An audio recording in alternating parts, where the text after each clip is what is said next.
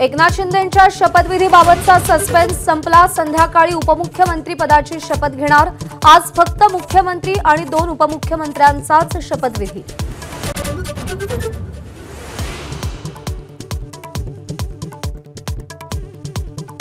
देवेंद्र फडणवीस, एकनाथ शिंदे, अजित पवार आज अमित शहांना भेटण्याची शक्यता। सह्याद्री अतिथीगृहावर भेट होण्याचा अंदाज।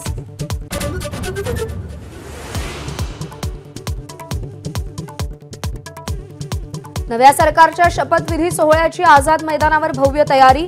2014च्या वानखेडेवरच्या शपथविधी सोहळ्यासारखा कार्यक्रम होण्याची शक्यता।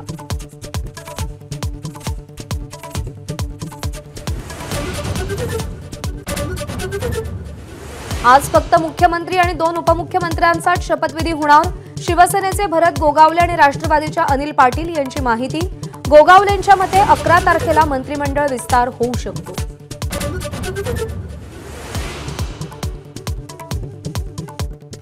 आधी एकनाथ शिंदेंच्या शिवसेनेची मंत्रिपद फायनल करा, त्यानंतरच आमच्या मंत्रिपदांची चर्चा करू। राष्ट्रवादीची स्पष्ट भूमिका। अर्थ खात्यासाठी राष्ट्रवादी आग्रही। देवेंद्र फडणवीसांकडून राज ठाकरेंना फोन करून शपथविधीचं निमंत्रण। मात्र वैयक्तिक कारणांमुळे राज ठाकरे उपस्थित राहणार नाहीत। उद्धव ठाकरे, शरद पवार, राज ठाकरे, प्रकाश आंबेडकरांना शपथविधीचं निमंत्रण। सर्व माजी मुख्यमंत्री आणि सगळ्या महत्त्वाच्या पक्षांच्या प्रमुख नेत्यांनाही बोलावल्याची सूत्रांची माहिती।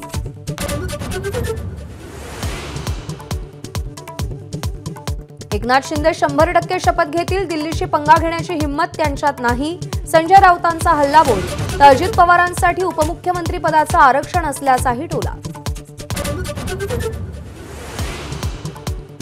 संसद परिसरात काळं जॅकेट घालून काँग्रेस खासदारांचं आंदोलन। मोदी अदानी एक है, अदानी सेफ है असा जॅकेटवर मजकूर।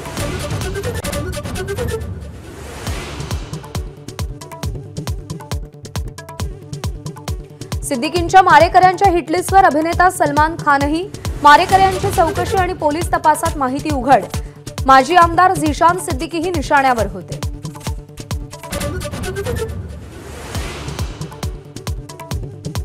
हैदराबादमध्ये पुष्पा 2च्या स्क्रीनिंग वेळी अल्लू अर्जुनला पाहण्यासाठी चाहत्यांची गर्दी। चेंगराचेंगरीत एका महिलेचा मृत्यू, 3 जण जखमी, व्हिडिओ व्हायरल। एबीपी माझा, उघडा डोळे बघा नीट।